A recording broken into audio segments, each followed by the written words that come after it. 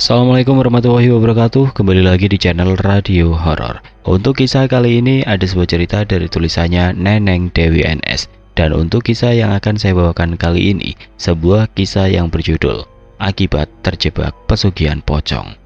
Sebelum kita lanjut ke ceritanya, tekan dulu tombol like video ini dan jangan lupa tekan juga tombol subscribe channel ini. Nyalakan juga lonceng notifikasinya agar tidak ketinggalan cerita-cerita lainnya. Dan seperti apa untuk kisah kali ini? Langsung saja kita masuk ke ceritanya.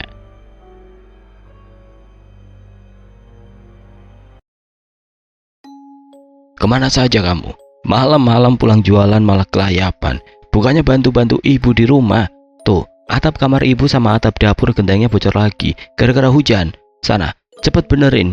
Keburu makin parah bocornya. Udah tahu rumah butut begini. Suara Hardikan tiba-tiba menyambut Nandang saat baru saja sampai di depan bibir pintu. Itu adalah suara Bu Juju, ibu tiri Nandang. Setiap hari Nandang sudah biasa mendengar suara omelan dan Hardikan dari perempuan berusia 40 tahun itu. Perempuan yang selalu mengeluh merasa menyesal sudah mau menikah dengan Pak Amin yang miskin 5 tahun yang lalu. Saat itu Nandang baru berusia 15 tahun dan Yuyun adiknya 11 tahun. Kenapa harus sama saya, Bu? Kan ada Arul. Nggak kemana-mana, cuma main HP doang seharian di rumah, protes Nandang. Kamu itu jangan coba-coba membantah ibu ya. Apa kamu mau ibu usir dari rumah ini? Ancam Bu Juju sambil mengacung-acungkan pisau yang sedang dipegangnya.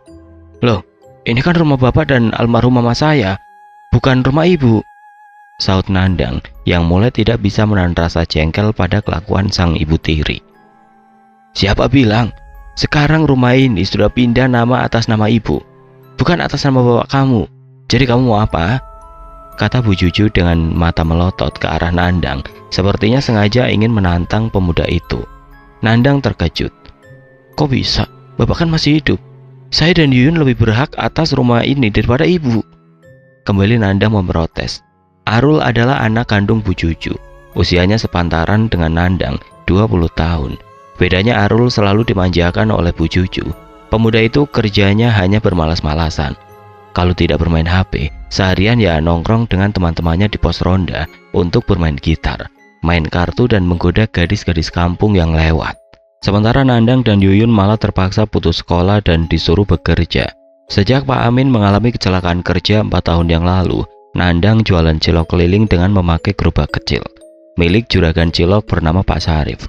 Jadi semuanya dimodali oleh Pak Sarif. Nandang hanya menjajakan cilok tersebut dan nanti Nandang hanya harus menyetor 80% dari penghasilannya setiap hari. Sisanya untuk Nandang. Ketika hendak menuju kamar mandi untuk mandi dan menjalankan sholat isya, tiba-tiba pandangan mata Nandang tertuju pada Yuyun, sang adik, yang sedang menangis memeluk lututnya di pojok dapur. Adik yang sangat disayanginya itu menangis sesegukan dengan posisi duduk di sebuah bangku kecil, seraya menyembunyikan wajahnya di antara dua lututnya yang ditekuk. Sesekali tubuh gadis berusia 14 tahun itu berguncang, menggambarkan betapa dalamnya rasa kesedihan yang dirasakannya. Nandang menghampiri Yuyun dan memanggilnya dengan suara lembut, seperti biasanya. Kamu kenapa, Yun? Kok nangis? Tanya Nandang seraya ikut berjongkok di depan Yuyun, lalu mengusap-ngusap rambut panjang sang adik. Yuyun refleks menghentikan tangis, lalu mengangkat wajahnya. Ah, kata Yuyun dengan suara bergetar. Terlihat kedua mata gadis cantik itu bengkak akibat terlalu lama menangis. Kemudian Yuyun memeluk sang kakak dan menumpahkan sisa tangisnya di sana. Nandang berusaha menenangkan sang adik dengan mengelus-ngelus punggung kurus Yuyun penuh kasih sayang. Setelah sekian lama menangis, akhirnya Yuyun mau bercerita. Hati Nandang begitu terenyuh mendengar pengaduan Yuyun. Kalau tadi dia kembali dimarahi dan dimaki-maki oleh Bu Juju hanya karena Yuyun membeli sendal jepit baru seharga 15.000. Kata Bu Juju lebih baik uangnya dipakai untuk membeli 2 potong ayam goreng buat Arul, karena Arul minta makan sama ayam goreng. Tentu saja Yuyun menolak sebab dia membeli sendal jepit itu dari upahnya bekerja bantu-bantu di toko kelontong milik Bu Mirah di pasar. Yuyun berkilah terpaksa membeli sendal jepit baru sebab sendal jepit lamanya sudah putus capitannya dan tidak bisa lagi disambung. Namun lagi-lagi Bu Juju tidak mau tahu dengan kondisi Yuyun. Bagi Bu Juju, prioritas utamanya dalam hidup adalah memanjakan Arul, sang anak kandung. Makanya Arul tumbuh sebagai pemuda yang pemalas. tidak mau bekerja dan selalu memaksakan kehendaknya. Bila permintaannya tidak dituruti oleh sang ibu, Arul akan ngamuk-ngamuk, lalu membanting dan memecahkan barang-barang yang ada di rumahnya. Pak Amin sebagai kepala keluarga di rumah, kini sudah tidak bisa berbuat apa-apa. Pasca mengalami kecelakaan 4 tahun lalu, Pak Amin yang waktu itu berprofesi sebagai seorang sopir angkutan umum, malam itu mengalami kecelakaan tunggal. Mobil angkutan umum yang dikemudikan oleh Pak Amin tiba-tiba bannya tergelincir akibat jalan yang licin. Kebetulan saat itu hujan turun dengan derasnya. Mobil angkutan umum Pak Amin menabrak pohon sukun yang ada di pinggir jalan. Kondisi mobilnya ringsek tertimpa pohon sukun. Kedua kaki Pak Amin juga patah hingga harus diamputasi akibat musibah yang menimpanya tersebut. Sejak saat itu Pak Amin hanya tergantung pada kursi roda untuk beraktivitas. Kini setelah rumah milik Pak Amin rupanya sudah dipindah nama oleh Bu Juju atas namanya, nasib Pak Amin dan kedua anaknya seakan berada di ujung tanduk. Bu Juju jadi merasa makin berkuasa di rumah dan makin sewenang-wenang kepada suami kedua dan kedua anak tirinya tersebut.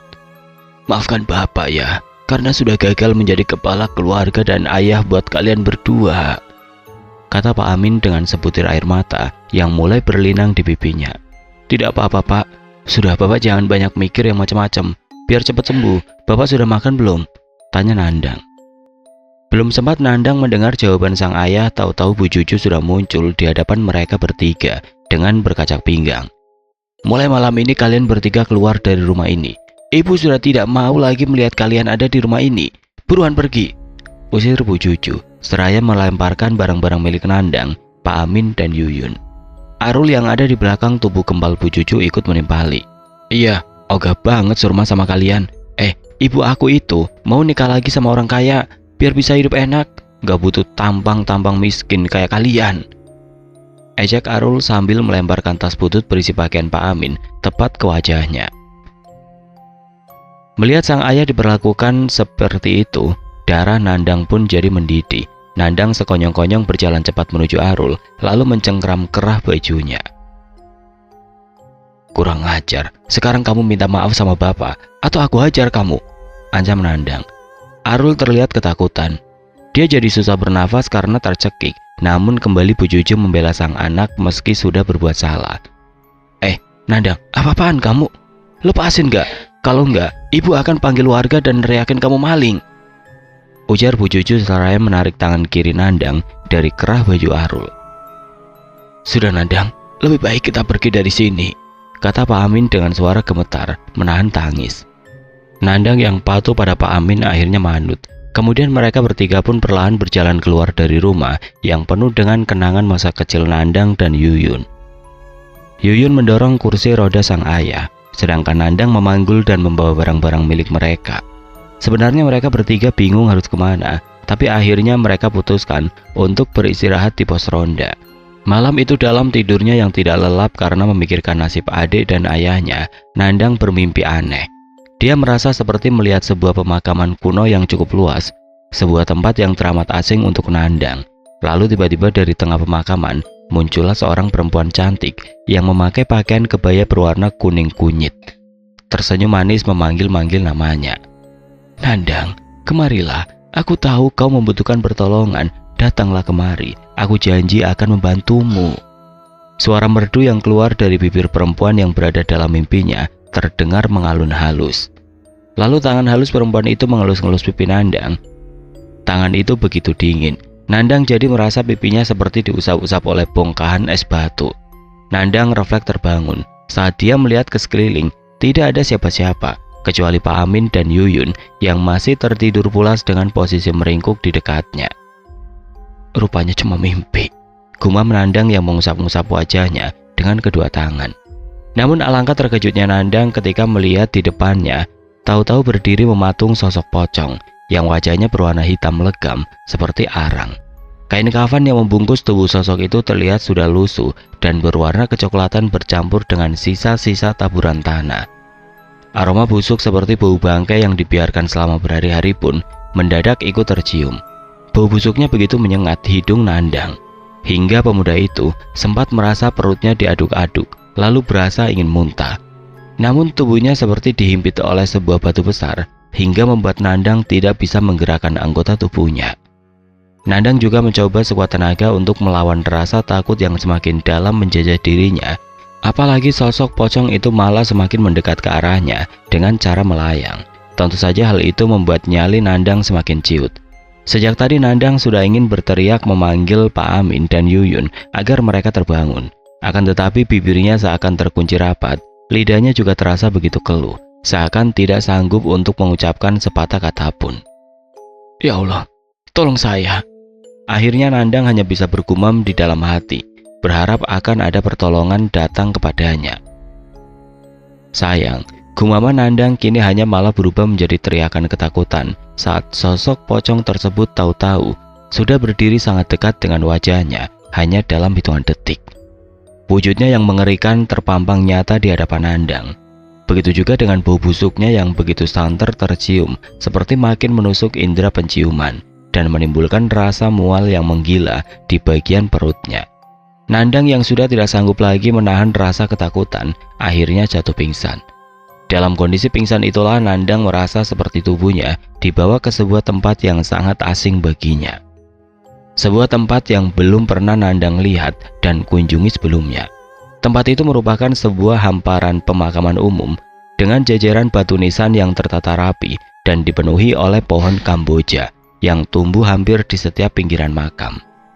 Namun bila dilihat dari tulisan yang tertera di nisan, Nandang menduga itu adalah sebuah pemakaman tua di mana jasad yang dimakamkan di sana rata-rata yang meninggal di tahun 1970-an. Nandang begitu bingung harus bagaimana. Dia tidak tahu siapa yang sudah membawanya ke tempat itu. Nandang yang makin ketakutan memindai tempat tersebut dengan ekor matanya, mencoba mencari jalan keluar, tapi hasilnya nihil.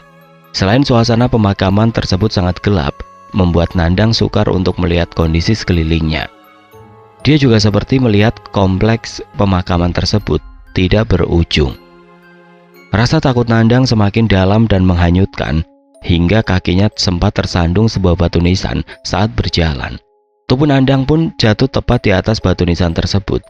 Dengan bantuan pancaran sinar rembulan yang samar, Nandang sekilas melihat kalau di batu nisan itu tertulis Zubaidah yang wafat tahun 1970. Nandang segera bangkit berdiri, tapi kembali sosok pocong yang tadi sempat membuatnya pingsan tahu-tahu sudah berdiri di hadapannya. Nandang langsung tersurut mundur. "Tolong, jangan ganggu saya," katanya dengan suara yang gemetar menahan rasa takut yang sudah tidak terbendung. "Jangan takut, wahai manusia. Aku sengaja membawamu ke sini untuk menolongmu." Tiba-tiba sebuah suara halus perempuan menyahut. Nandang celingukan ke kiri dan ke kanan mencari sumber suara, tapi tidak ada siapa-siapa di sana selain dia dan sosok pocong yang berada di hadapannya. "Jangan takut, justru aku ingin membantumu dari semua masalah hidupmu." Kembali suara halus perempuan itu terdengar di telinga Nandang. Saat itulah Nandang baru sadar kalau suara tersebut berasal dari sosok pocong yang kini berdiri mematung menghadapnya. "Kamu?" Ucapan Nandang terpenggal. "Iya, ini aku. Namaku Zubaidah," sahut sang pocong. Mendengar nama itu disebut, otak Nandang langsung tertuju pada sebuah nama yang tadi tertulis di batu nisan tempat dia sempat tersandung. Maaf, tadi saya tidak sengaja," kata Nandang yang menyangka kalau sosok pocong Zubaidah itu marah sebab dia tidak sengaja menendang batu nisannya. "Tidak apa-apa. Bagaimana dengan tawaranku tadi?" tanya sosok pocong tersebut. Nandang tidak berani menjawab. "Baiklah, panggil aku kalau nanti kau berubah pikiran. Aku akan dengan senang hati memberikanmu kekayaan." Lalu, sep. Sosok pocong Zubaidah pun langsung menghilang dan dalam mimpinya, Nandang pun merasa kalau dirinya sudah kembali ke tempatnya semula, yaitu pos ronda. Esok harinya Pak Amin dan Yuyun saat subuh terbangun karena mendengar suara azan dari masjid yang tidak jauh dari pos ronda. Mereka keheranan melihat Nandang yang tidak sadarkan diri di depan pos ronda. Yuyun yang mengkhawatirkan kondisi sang kakak segera membangunkannya. Bangun, kenapa malah tidur di bawah pohon? Kotor tahu, Nandang membuka matanya. Saat itulah dia kembali mengingat-ingat mimpinya tadi malam dan 2 kali pertemuannya dengan sosok pocong berwajah mengerikan yang bernama Zubaidah. Namun Nandang tidak menceritakan hal itu kepada adik dan ayahnya. Dia hanya menganggap kalau itu hanyalah mimpi buruk semata. Nandang yang memang tidak punya tabungan terpaksa menetap di pos ronda bersama adik dan ayahnya. Saat Nandang kembali menjalani profesinya sebagai penjual cilok keliling dan Yuyun bantu-bantu di toko kelontong Bumira, Pak Amin terpaksa ditinggal sendirian di pos ronda. Namun Yuyun yang masih punya sisa upahnya kemarin membeli 2 bungkus roti dan sebotol kecil air mineral untuk bekal makan Pak Amin selama dia dan Nandang tinggalkan sendirian. "Ah, kayaknya obat pereda nyeri kaki Bapak udah habis. Nanti kita belinya patungan ya." Yuyun memperlihatkan botol kecil tempat obat berbentuk kapsul yang kini sudah kosong kepada Nandang. Itu adalah obat yang harus diminum Pak Amin setiap hari untuk mengurangi rasa sakit di kedua kakinya. Meskipun pasca mengalami kecelakaan kedua kakinya sudah diamputasi, namun Pak Amin masih mengeluh nyeri di kedua kakinya itu. "Iya, doain saja dagangan AA hari ini banyak yang laku ya Yun. Biar AA aja yang beliin. Upah kamu pakai aja buat keperluan kamu," jawab Nandang seraya mengusap kepala sang adik penuh kasih sayang sebelum pamit jualan cilok. Pak Amin merasa terenyuh atas perhatian dan rasa kasih sayang yang ditunjukkan oleh kedua anaknya. Diam-diam lelaki parubaya itu merasa menyesal kenapa dulu mau-maunya menikah lagi dengan Bu Juju setelah istrinya meninggal. Apalagi sekarang makin terbuka kedok asli Bu Juju yang sebenarnya hanya mengincar rumah miliknya. Tapi semua penyesalan itu sudah terlambat. Pak Amin hanya bisa mendoakan Nandang dan Yuyun semoga jadi anak-anak yang sukses. Tidak lama kemudian sebuah mobil berhenti tepat di depan pos ronda ketika Nandang dan Yuyun siap-siap mau berangkat kerja. Kaca mobil diturunkan, menyembula wajah yang tidak asing lagi bagi Pak Amin, Nandang, dan Yuyun. "Aduh, si bapak kasihan amat ibu usir dari rumah, malah jadi gembel tidur di pos ronda. Ngenes amat hidup kalian bertiga, sampai nggak bisa bayar kontrakan." Bu Juju tertawa ngakak menertawakan kondisi mantan suami keduanya itu. Pak Amin memberi isyarat agar Nandang dan Yuyun jangan menanggapi ucapan sang mantan ibu tiri, meski kata-katanya begitu menusuk. "Aku beruntung banget loh Pak, dinikahi sama Pak Yanto. Udah kaya nggak pelit lagi sama aku dan Arul. Nih, aku aja baru dibelikan mobil baru. Padahal dulu waktu sama kamu, jangankan mobil baru, makan aja susah." Tandas Bu Juju seraya menutup kaca mobil, lalu melaju meninggalkan Pak Amin dan kedua anaknya yang masih terpaku. Dengan dada yang kembali diisi dengan rasa sakit hati. Sikap angkuh Bu Juju yang begitu bahagia dinikahi oleh Pak Yanto, seorang juragan sapi paling kaya di kampung, membuatnya lupa diri dan seakan ingin membandingkan kehidupannya yang dulu dengan sekarang, tanpa peduli akan perasaan sakit hati yang ditimbulkan atas semua ucapannya. Sementara itu tidak terasa sudah seharian Nandang berkeliling. Sudah 2 kampung yang dilewatinya, tapi jualan ciloknya masih banyak. Bahkan laku setengah saja tidak. Dengan tatapan lesu Nandang memandang panci yang masih mengepul dan tumpukan cilok yang masih utuh. "Kalau begini terus bagaimana aku bisa beliin bapak obat?" Kemudian menutup tutup panci tersebut dengan kasar hingga menimbulkan suara nyaring. Tiba-tiba sebuah mobil sedan berhenti tepat di depan gerobak ciloknya. Seorang gadis berpakaian modis dan memakai kacamata hitam turun, lalu berjalan menuju gerobaknya. Nandang awalnya tidak mengenali siapa gadis itu. Yang pasti dia yakin gadis itu pasti orang berada. Sampai akhirnya gadis itu membuka kacamata hitamnya dan menyapa Nandang. "Hari gini kamu masih saja jualan cilok? Kapan kayaknya tuh Nandang, Nandang?" Sebuah suara bernada mengejek membuat Nandang jadi mengalihkan perhatiannya pada gadis yang suaranya tidak asing baginya. "Mita?" Nandang mendelik kaget. Ya, Mita adalah kekasih yang belum lama ini memutuskan hubungan secara sepihak dengannya. Usut punya usut, rupanya Mita dilamar oleh seorang duda kaya bernama Pak Iwan, yang lebih pantas menjadi ayahnya. Tapi mahar yang ditawarkan oleh Pak Iwan jumlahnya sungguh fantastik untuk ukuran mahar di kampung mereka, sehingga Mita pun tergadaikan rasa setianya. "Aku hanya ingin ngasih surat undangan pernikahanku sama Pak Iwan minggu depan. Kalau bisa sih mending kamu gak usah datang, biar aku gak malu di depan tamu undangan punya mantan pacar penjual cilok," ujar Mita yang dengan pongahnya melempar undangan pernikahan tersebut ke wajah Nandang. Lalu gadis yang kini berubah menjadi bersikap angkuh tersebut segera memakai kembali kacamata hitamnya, kemudian berjalan menuju mobil mewahnya. Surat undangan tersebut jatuh ke tanah akibat diterbangkan angin.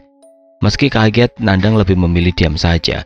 Meski hatinya sakit, diperlakukan sedemikian oleh orang yang pernah menjadi bagian terindah dalam hidupnya. Nandang lalu memungut surat undangan tersebut. Rupanya Pak Iwan dan Mita hendak menikah di sebuah gedung mewah yang biasanya dipakai oleh para pejabat atau orang-orang berduit. Nandang meremas kartu undangan tersebut, menggambarkan hatinya yang hancur, remuk, seperti kertas tersebut. Belum hilang sakit hati Nandang akibat tingkah ponga Mita, tiba-tiba saja terdengar suara motor digerung-gerungkan tidak jauh dari tempatnya berdiri. Nandang spontan menoleh ke belakang sambil menutupi kedua telinganya yang sakit.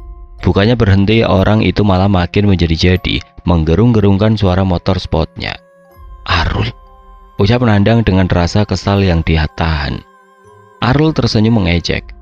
Nandang, baru saja diusir ibu aku dari rumah, masih saja miskin. Lihat dong, aku baru saja dibelikan motor sport baru sama bapak baruku," ejek Arul yang kembali menggerung-gerungkan motornya. Nandang hanya diam saja, tidak mau menimpali kata-kata Arul yang begitu menyakitkan. Nandang lanjutkan mendorong gerobaknya, tapi bukannya berhenti menghina kemiskinan Nandang, Arul malah semakin menjadi-jadi. Kini dia malah menghina Pak Amin. "Kok diam kepanasan ya? Untung aja ibu aku segera minta pisah dari bapakmu yang kiri itu. Udah cacat, sekarang malah nyusahin. Ogah banget punya bapak tiri modelan gitu, rugi." Tandas Arul segera memacu motor sportnya lebih kencang, hingga suara knalpot motornya makin nyaring, memekakan telinga Nandang.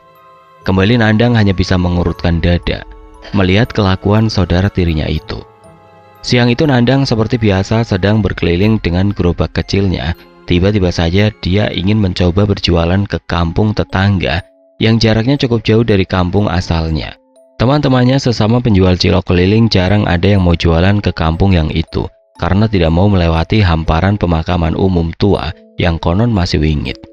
Bahkan banyak rumor beredar kalau siapapun yang melewati pemakaman umum tersebut, meski siang-siang, tapi akan diganggu oleh para penghuninya.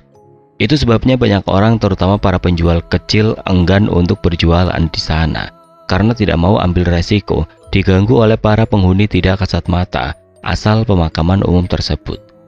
Baru sekitar 100 meter Nandang melewati areal pemakaman, mendadak Nandang menghentikan langkahnya saat tiba-tiba mencium bau beraroma busuk yang sangat dikenalnya. Bulu kuduk pemuda itu langsung merinding.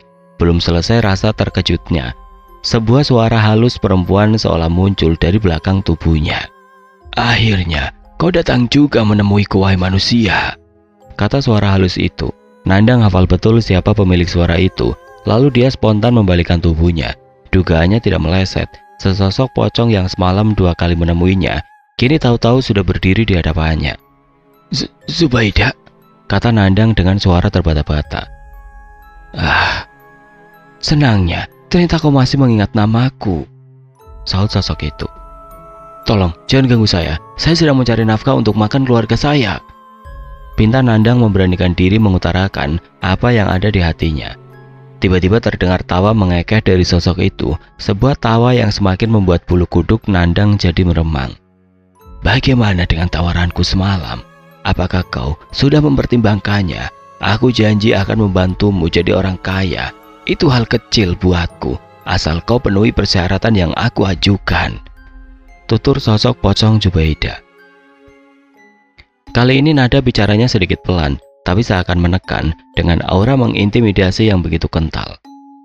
Apa saja syaratnya?" Tiba-tiba saja pertanyaan itu terlontar begitu saja dari bibir Nandang. Rasa sakit hati dan kecewa Nandang yang sudah memuncak membuatnya tidak lagi bisa berpikir jernih. "Gampang, kau hanya harus rutin melayaniku setiap malam Jumat Kliwon dan Selasa Kliwon. Bagaimana? Gampang kan?" jawab sosok pocong Zubaida. Untuk beberapa saat, Nandang hanya bisa tercenung. Batinnya pun bergejolak di antara dua pilihan yang sama-sama sulit untuk dia putuskan. Di satu sisi Nandang memang ingin sekali jadi orang kaya agar orang-orang tidak lagi menganggapnya sebelah mata, agar dia bisa membalaskan rasa sakit hatinya kepada orang-orang yang sudah menyakitinya.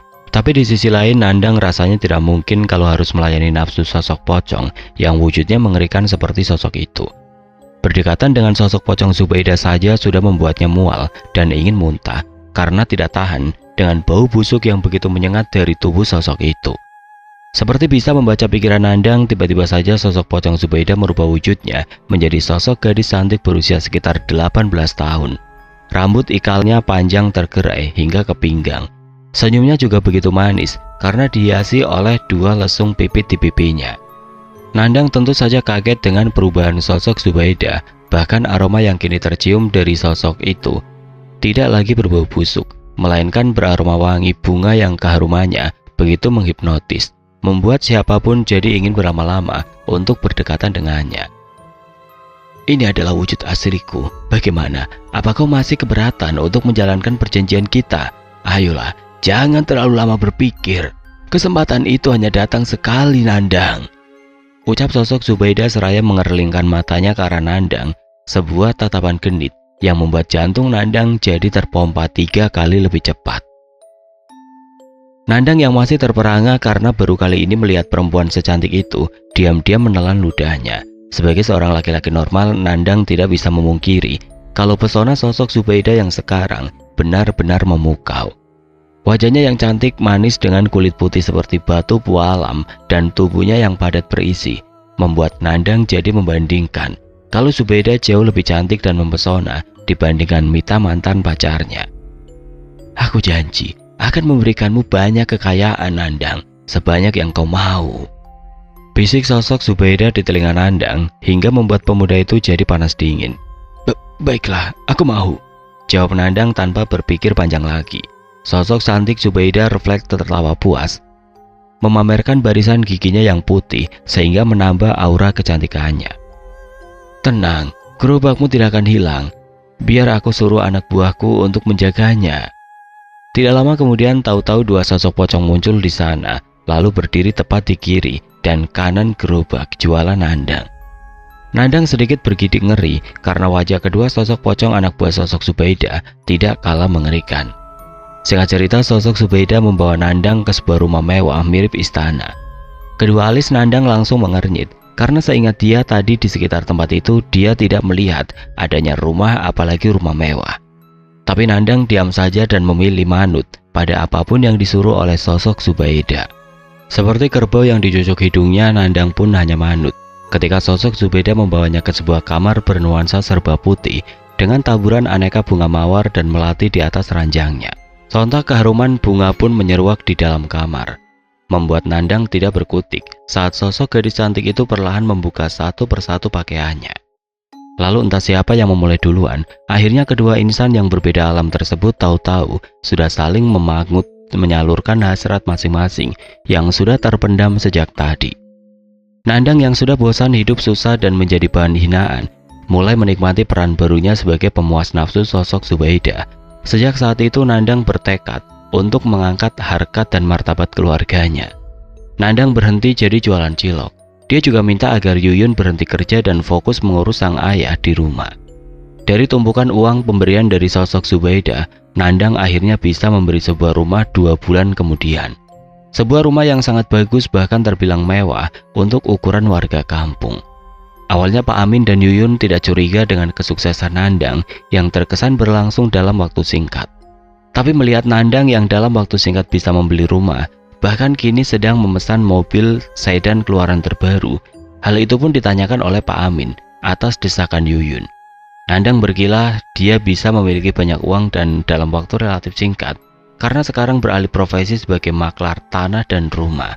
Dapat komisi lumayan setiap kali habis ngejual tanah atau rumah, Pak. Jumlahnya bisa puluhan juta sekali transaksi, sedangkan saya dalam sebulan bisa menjual banyak rumah dan tanah. Gila Nandang. Sebenarnya hati Nandang tidak tega bila harus membohongi orang yang sangat dihormatinya itu. Tapi Nandang terpaksa melakukan itu karena sudah tidak sanggup lagi menanggung himpitan beban ekonomi dan rasa terhina yang membebani pundaknya. Perubahan drastis kehidupan Nandang juga rupanya tidak luput dari perhatian warga sekitar. Banyak warga yang diam-diam mulai mencari tahu kenapa pemuda yang dulu miskin hanya penjual cilok keliling, sekarang tahu-tahu sudah bisa membeli rumah bagus dan mewah. Namun jawaban yang diberikan Nandang kepada warga sama dengan yang dia berikan kepada Pak Amin dan Yuyun. Akhirnya warga pun maklum, bahkan kini berbalik memuji Nandang. Berita tentang kesuksesan Nandang ini sampai juga ke telinga Bu Juju. Bu Juju yang tidak mau kekayaan Pak Yanto jadi tersaingi oleh anak tirinya, diam-diam ditemani Arul hendak menemui dukun untuk mengirim santet mematikan kepada Nandang. Bu Juju berpikir kalau nanti Nandang tewas, dia akan pura-pura baik kepada Pak Amin dan Yuyun. Nanti Bu Juju akan mencuri sertifikat rumah milik Nandang, lalu mengganti atas nama seperti yang pernah dilakukannya pada sertifikat rumah Pak Amin. Namun sosok Zubaidah yang melindungi Nandang menggagalkan rencana jahat yang sudah direncanakan oleh Bu Juju. Dalam perjalanan menuju ke rumah sang dukun, mobil yang ditumpangi ibu dan anak itu mendadak dihadang oleh sosok Zubaidah yang berbentuk pocong. Kaget bercampur ketakutan, Bu Juju membanting setir ke kanan, tapi rupanya itu adalah jurang. Ibu dan anak itu pun tewas masuk ke dalam jurang yang curam. Nasib tidak berujung juga pada Mita yang sudah mencampakkan Nandang. Mita yang sudah berangan-angan akan mendapatkan kebahagiaan pernikahan dengan Pak Iwan, rupanya harus menelan kekecewaan tepat di hari bahagianya. Rupanya Pak Iwan belum berpisah dengan istri pertamanya yang tinggal di kota. Tepat di hari pernikahannya dengan Pak Iwan, Mita harus mendapat perlakuan yang memalukan. Istri sah Pak Iwan yang mendapat kabar kalau Pak Iwan hari itu hendak menikah dengan perempuan lain, tiba-tiba datang ke gedung tempat berlangsungnya pernikahan mewah Mita dan Pak Iwan. Istri Pak Iwan yang murka mengamuk lalu mengobrak-ngabrik dekorasi gedung. Istri sah Pak Iwan juga merangsak masuk ke atas pelaminan, kemudian menampar pipi Mita dengan keras sambil memakinya sebagai perempuan gatal, perebut suami orang. Mita yang kaget hanya bisa menangis. Pak Iwan yang ikut jadi sasaran amukan istri sahnya itu hanya tertunduk sambil minta maaf. Pak Iwan sama sekali tidak memperdulikan Mita apalagi membelanya. Rupanya justru sang istri sahlah pemilik semua kekayaan Pak Iwan. Hati Mita hancur, harga dirinya runtuh. Nama baik dia dan keluarganya juga tercoreng di hari yang sama. Berhari-hari Mita mengurung diri di dalam kamar pasca peristiwa yang memalukan tersebut. Nandang yang ikut mendengar kabar tersebut hanya tersenyum sinis. Pemuda itu juga tidak kaget ketika tiba-tiba saja Mita datang ke rumahnya, mengemis-ngemis memohon maaf dari Nandang. "Maafkan aku Nandang, aku sudah salah menilai Pak Iwan," ucap Mita dengan butiran bening yang membasahi kedua matanya. Nandang berdiri tegak dengan jumawa, seraya melipat kedua tangannya. "Aku sudah lama memaafkan semua kesalahanmu, sekarang pergilah, aku sibuk," tandas Nandang yang berlalu meninggalkan Mita menuju tempat mobil barunya terparkir. Nandang tidak memperdulikan suara teriakan histeris Mita yang memanggil-manggil namanya. Malam ini adalah malam Jumat Kliwon, di mana Nandang harus segera menjalankan kewajibannya melayani sosok pocong Zubaidah. Tapi tiba-tiba di dalam perjalanan ke rumah, Nandang ditelepon oleh Yuyun. Katanya Pak Amin jatuh pingsan gara-gara melihat pemandangan pocong di depan kamar Nandang. Kini Pak Amin sedang dalam perjalanan menuju rumah sakit karena berkali-kali Yuyun mencoba menyadarkan sang ayah tidak berhasil. Yuyun pun membawa Pak Amin dengan memakai ambulan. Nandang yang lebih mengkhawatirkan kondisi sang ayah lebih memutuskan untuk ikut menemani Pak Amin ketimbang memenuhi kewajiban rutinnya kepada sosok Zubaidah. Nandang tidak tahu kalau hal itu akan berakibat fatal untuk dirinya. Ketika Nandang hendak memutar arah mobilnya untuk menuju rumah sakit, tiba-tiba sesosok pocong muncul di sampingnya hingga mengejutkan Nandang yang sedang fokus menyetir. "Kenapa kau tidak melayaniku malam ini?" Protes sosok pocong itu yang suaranya adalah sosok suara Zubaidah. Sosok yang berwujud pocong sungguh mengerikan. Aroma busuk yang terpancar dari sosoknya kembali mengaduk-aduk perut Nandang hingga membuatnya ingin muntah. Dengan tubuh yang gemetar ketakutan dan suara yang serak, Nandang pun memberanikan diri untuk memberi alasan. "Maafkan saya Zubaidah, saya mengkhawatirkan kondisi bapak saya," jawab Nandang dengan gegap. Terdengar tawa mengejek dari sosok yang menakutkan itu. "Tidak perlu kau khawatirkan kondisi ayahmu itu Nandang, dia sudah kujadikan tumbal." Mata Nandang langsung terbelalak. "Apa? Kenapa kau mengambil nyawa ayahku? Bukankah kau bilang syaratnya hanya melayanimu setiap Selasa dan Jumat Kliwon?" "Jangan protes kau Nandang. Bukankah kau senang jadi orang kaya karena kini semua orang mengagumi kesuksesanmu?" ejek sosok pocong Zubaidah. "Tapi aku kan selalu menuruti semua maumu Zubaidah." Kembali Nandang mengajukan protes. "Aku tidak suka dibantah Nandang. Kau pun akan menerima akibatnya atas sikap pembangkangmu." Kali ini kedua mata sosok pocong itu berubah menjadi merah menyala, membuat nyali Nandang jadi semakin menciut. Nandang hanya bisa tercenung. Kemudian sosok pocong Zubaidah yang masih marah pun menghilang, meninggalkan aroma busuk yang semakin lama semakin memudar, seiring sosoknya yang meninggalkan Nandang yang kini sedang meratapi keputusan yang pernah dibuatnya. Sampai akhirnya Yuyun mengabarkan kalau ayah mereka sudah keburu meninggal dalam perjalanan menuju rumah sakit. Nandang meremas-remas rambutnya sekuat tenaga. Mendengar kabar tersebut, rasa sesal kini mulai menggunung, terasa menghimpit dadanya. "Bapak, maafkan Nandang," teriak Nandang dengan aliran air mata yang tidak bisa lagi terbendung. Keesokan harinya di sebuah pemakaman umum, tampak Yuyun sedang menangis terisak di antara dua makam baru yang baru saja digali. Ya, itu adalah makam Pak Amin dan Nandang. Nandang menyusul kepergian sang ayah untuk selama-lamanya. Setelah tubuhnya ditemukan sudah tidak bernyawa, ditemukan seorang pencari rumput di areal pemakaman angker. Tubuh Nandang dalam posisi tertelungkup menghadap sebuah nisan yang bertuliskan nama Zubaidah.